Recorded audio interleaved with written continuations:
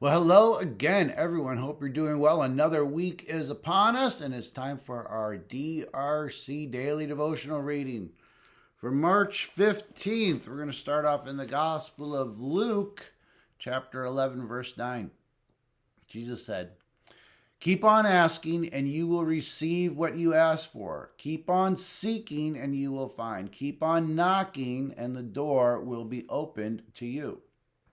Here's the devotion. God's best rewards go to those who are persistent.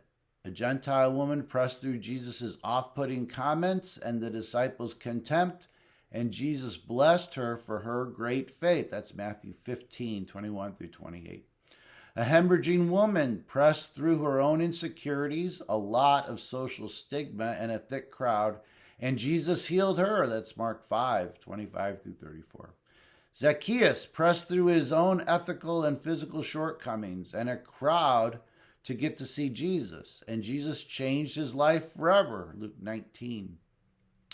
God seems to be drawn to those who don't give up. That's the first thing I underlined. That's why Jesus' words about prayer, both here and in two parables about persistence, Luke 11, 5 through 10, and then Luke 18, 1 through 8, imply continuing appeals. With God, requests are often not a one-time transaction. That's the second thing I underlined.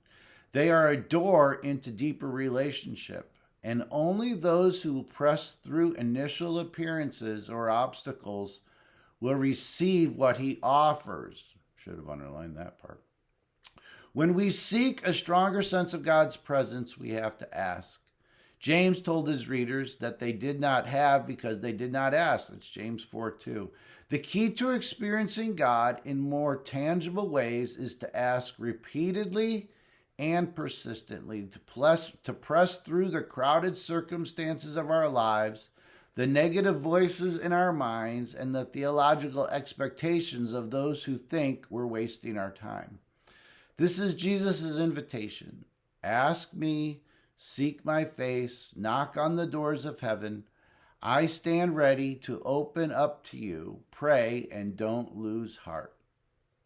Again, not everything we pray for is going to be God's will, but the things that we do believe are God's will, we need to be persistent in praying for. All right, so here is the prayer. Jesus, I accept your invitation. I want to prove to you that I desire your presence enough to keep going, to persist against disappointments and a lack of apparent results. I choose to press through contradictions until I experience you more fully.